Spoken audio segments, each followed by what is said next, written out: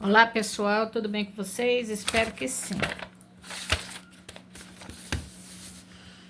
Que o domingo de vocês tenha sido muito abençoado, com muita fartura. Eu vou ler aqui uma passagem, rapidinho. Que deixai vir a minhas criancinhas.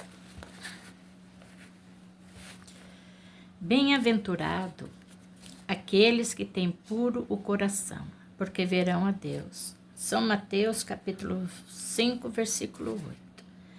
Apresentaram então criancinhas, a fim de que ele as tocasse, e como seus discípulos afastassem com palavras rudes aqueles que as apresentavam. Jesus, vendo isso, zangou-se e lhes disse: Deixai que as apresentavam. Não errei.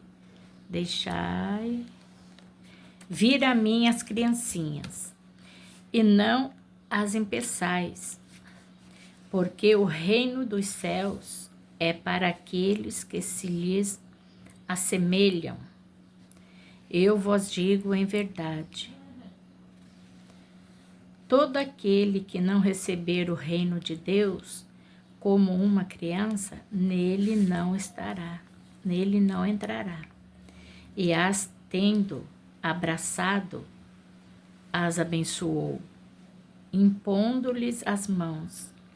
São Marcos capítulo 5, versículo de 13 ao 16. A pureza do coração é inseparável da simplicidade e da humildade, e exclui todo pensamento de egoísmo e de orgulho. Por isso, Jesus toma a infância por emblema dessa pureza, como o tomou para o da humildade. Esta comparação poderia não parecer justa, considerando-se que o espírito da criança pode ser muito velho e que traz em renascendo para a vida corporal as imperfeições das quais não se despojou nas suas existências precedentes. Klaus, dá um tempo, Klaus! Existências precedentes. Só um espírito que atingiu a perfeição poderia nos dar um modelo da verdadeira pureza. Contudo, ela é exata do ponto de vista da vida presente, porque a criancinha, não tendo ainda podido manifestar nenhuma tendência perversa, nos oferece a imagem da inocência e da candura. Também Jesus não diz que um modo absoluto que o reino de Deus é para elas, mas para aqueles que se lhes assemelham.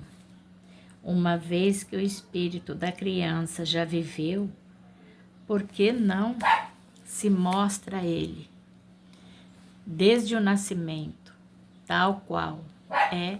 Tudo é sábio nas obras de Deus. A criança tem necessidade de cuidados delicados e que só a ternura materna pode evitar. E essa ternura cresce com a fraqueza e a ingenuidade da criança. Para uma mãe, seu filho é sempre um anjo, verdade. E precisaria que assim fosse para cativar a sua solicitude. Ela não teria para com ele o mesmo despreendimento se, ao invés da graça ingênua, encontrasse nele, sobre os traços infantis, um caráter viril e as ideais de um adulto, e ainda menos se conhece o seu passado. Seria preciso, aliás, que a atividade dos princípios inteligente fosse proporcional à fraqueza do corpo, que não poderia resistir a uma atividade muito grande do espírito, assim como se vê entre as crianças muito precoces. É por isso que, desde a proximidade da encarnação,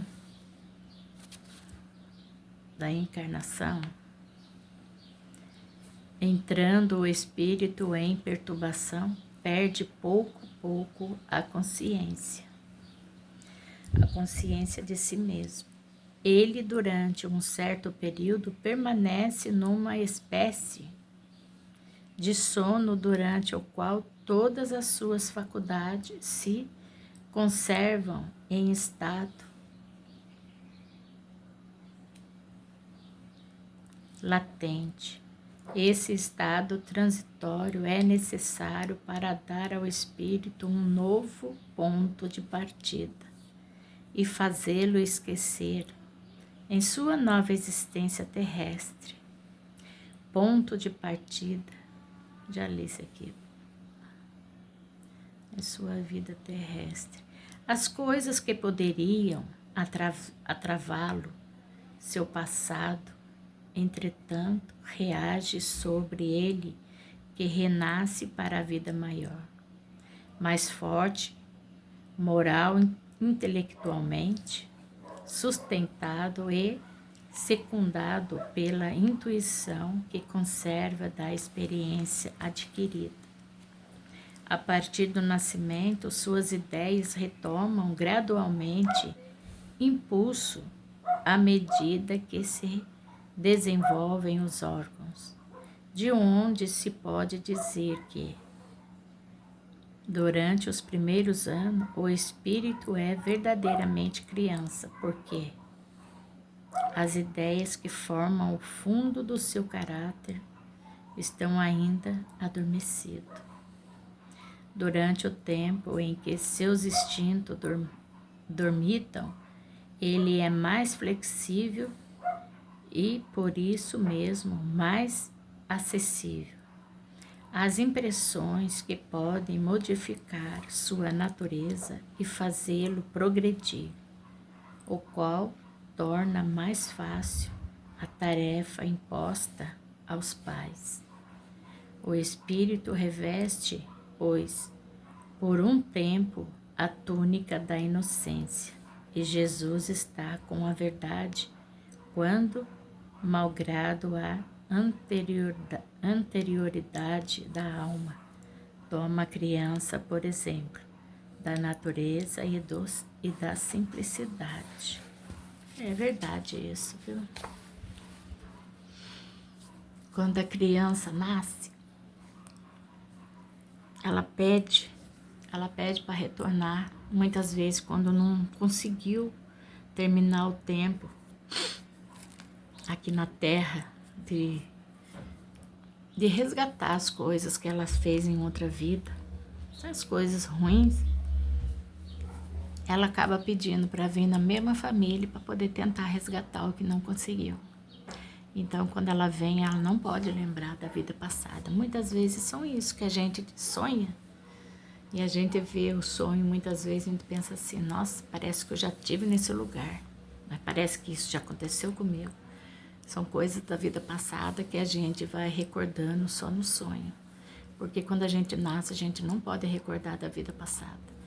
Que Deus apaga tudo que tem na mente da gente, porque senão, claro que quando a gente nascer, se a gente fez alguma coisa ruim na outra vida, se você nascer lembrando de tudo que você fez, claro que você vai querer consertar tudo, mas você tem que consertar lá dentro do seu coração com a sua própria vontade, não porque você lembrou da maldade que fez.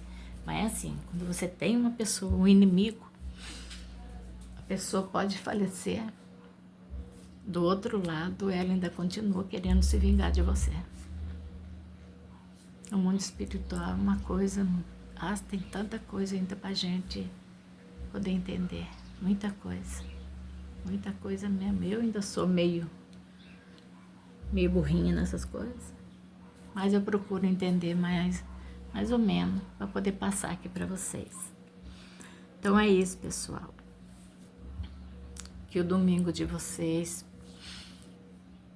possa terminar com muita paz e muita bênção. Que vocês tenham muita saúde. Que Deus coloque os anjos ao redor de tua casa, que possa trabalhar na vida de vocês, cuidar da sua família, com muita saúde. Que Deus dê saúde para todos e que Ele visita aqueles lugares lá que está em guerra, que possa dar paz àquelas crianças que sofrem tanto, que mal tem o que vai comer. Nossa, quando a gente vê essa gravação nos vídeos aí, dói tanto o coração da gente.